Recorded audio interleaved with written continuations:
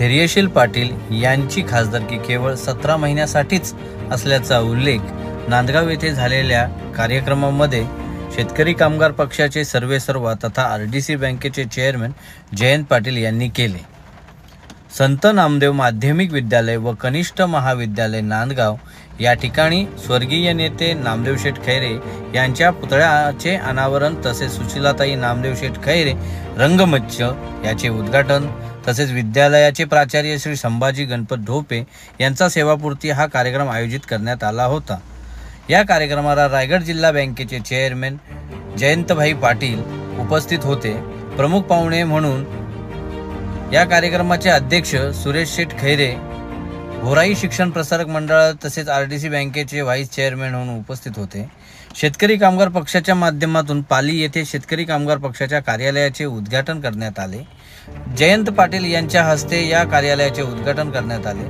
त्यानंतर संत नामदेव माध्यमिक विद्यालय व कनिष्ठ महाविद्यालय या ठिकाणी नामदेव शेठ खैरे यांच्या पुतळ्याचे अनावरण करण्यात आले तसेच रंगमंचाचे उद्घाटन करण्यात आले। यावेळी प्राचार्य संभाजी ढोपे यांचा सेवापूर्ती सोहळा देखील पार पाडण्यात आला। या कार्यक्रमाला मार्गदर्शन करीत असताना शेतकरी कामगार पक्षाचे नेते माजी आमदार तथा आरडीसी बँकेचे चेअरमन जयंतभाई पाटील यांनी नामदेव शेठ खैरे यांच्या आठवणींना उजाळा दिला।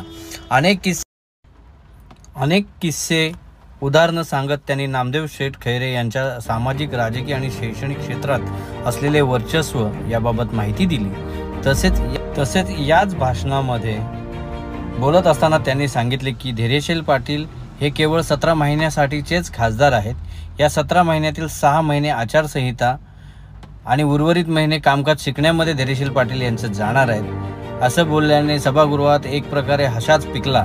यापुढे जाऊन शेतकरी कामगार पक्षाची येणाऱ्या पेन सुधागड रोहा मतदारसंघामध्ये काय भूमिका असेल असे प्रश्न विचारले असता जयंत पाटील यांनी सांगितले की ते पेन सुधागड रोहा मतदारसंघामध्ये उमेदवारी देणार असून ते लढणार आहेत। गेली अनेक वर्षापासून हा विधानसभा क्षेत्र शेतकरी कामगार पक्षाच्या ताब्यात आहे।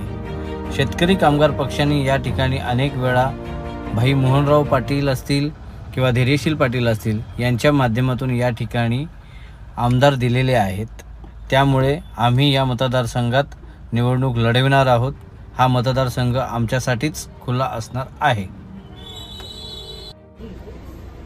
पेन सुधागड रोहा मतदारसंघामध्ये शेतकरी कामगार पक्षाची काय भूमिका असणार आहे? सीट आम्ही लढवणार। मतदारसंघ आमचा आहे। 50 वर्ष आम्ही लढवत आलो, त्यातलं आम्ही 30 वर्ष 40 वर्ष आम्ही आमच्याकडे आहे। त्यामध्ये काय प्रॉब्लेम? चेहरा सुधागड तालुक्यात असणार आहे की पेन तालुक्यात? नाही, ते आता ठरायचं आहे। काय ते आघाडीची बैठक होईल, आघाडीच्या बैठकीमध्ये जागा सुटल्यानंतर त्याच्यामध्ये त्याप्रमाणे चर्चा होईल। पण पारंपरिक लढवण्याचे सूत्र जे ठरलेलं आहे त्या सूत्रामध्ये आम्हाला जागाही मिळेल असं।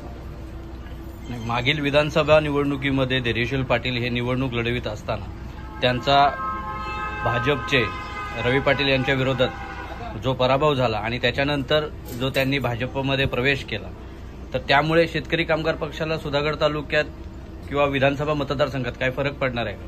तुम्हाला दिसतं का आजच्या मीटिंगमध्ये? हे काय, या निवडणूक लोकसभेमध्ये जो झाला यंत्रणा जी पाहिजे ती यंत्रणा लोक कार्यकर्त्यांना मिळू शकली नाही, मतदारांपर्यंत कार्यकर्ता पोहोचू शकला नाही। तर ते आम्हाला इथे 66,000 मतं पडली ना। आज जे काम केले लोकसभेमध्ये ते शेका पक्षाचेच कार्यकर्ते बाहेर पडले होते बाकीच्या पक्षांपेक्षा आघाडीतल्या। त्याच्यामुळे तो काही प्रॉब्लेम येणार नाही। आणि सुधागडामध्ये मी आज मीटिंग घेतली, मी लोकसभेनंतरही पहिल्यांदाच आज आलो, तर ज्या पद्धतीचा लोकांचा प्रतिसाद आणि जो विश्वास आहे आणि जे मतदार ठाम आहे ते मी उद्या गेलो तरी माझ्याबरोबर येणार नाही। मी जाण्याचा प्रश्न नाही आहे, पण मी सांगतो की शेकापक्षीय मतदारही ठाम असतात। सुधागड तालुक्यातून सुद्धा आमदार असावा असं सुधागड तालुक्यातील आमदार असावा असं जनतेला वाटतंय? नाही, पुढल्या वेळेला होईल। मतदारसंघाची पुनर्रचना मी आता सांगितलं आणि इथे 2च जिल्हा परिषद मतदारसंघ आहे आणि इथे रोहा आहे, त्याच्यामध्ये पेण आहे। हे नामदेव शेट्टी लढवली होती त्यावेळेला आमच्या बोलपाटांच्या विरोधात,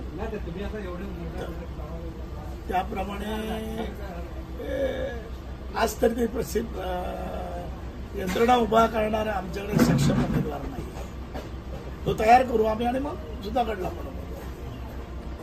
धैर्यशील पाटील यांना राज्यसभेची जी सदस्यत्व दिलेलं आहे, खासदारकी जी दिलेली आहे ती 17 महिन्यासाठी दिलेली आहे असं आपण बोललात. तर एवढ्या प्रदीर्घ प्रतीक्षेनंतर भारतीय जनता पार्टीने धैर्यशील पाटील यांना गाजर दिलेला आहे का? मी त्याच्या नो कॉमेंट्स. मी माझ्या शुभेच्छा आहेत त्याच्या खासदारकीला, बाकी काही नाही. आणि धैर्यशील पाटील यांचा भाजप प्रवेश ही राजकीय आत्महत्या वाटते का? ते काय ठरवेल. कारण काय माहिती आहे का, आफ्टर विधानसभा नंतर या राज्यामध्ये युतीचं सरकार येणार नाही. महाविकास आघाडीचं सरकार येईल असं तुम्हीच पत्रकार सांगता. जे संकेत आहेत आज 185 मतदारसंघामध्ये लोकसभेमध्ये मताधिक्य आहे महाविकास आघाडी. ते मताधिक्य वाढेल पण कमी होणार नाही असं वातावरण आहे. धन्यवाद. पण तुम्ही 11 महिन्याचा जसं धैर्यशील आता 17 महिन्याचा खासदार झालेला आहे. 17 महिन्यानंतर त्याच्या 6 महिने आचारसंहिता येईल. बरोबर आहे. सभागृहात जायचं कसं यायचं कसं कळेपर्यंत विचारायची खासदार नाही. नवीन निवडणूक नवीन येईल तेव्हा महाविकास आघाडीचीच मेजॉरिटी आहे आपल्याला. बरोबर आहे ना. युतीचं काय सरकार येत नाही, सरकार आपलंच येत आहे.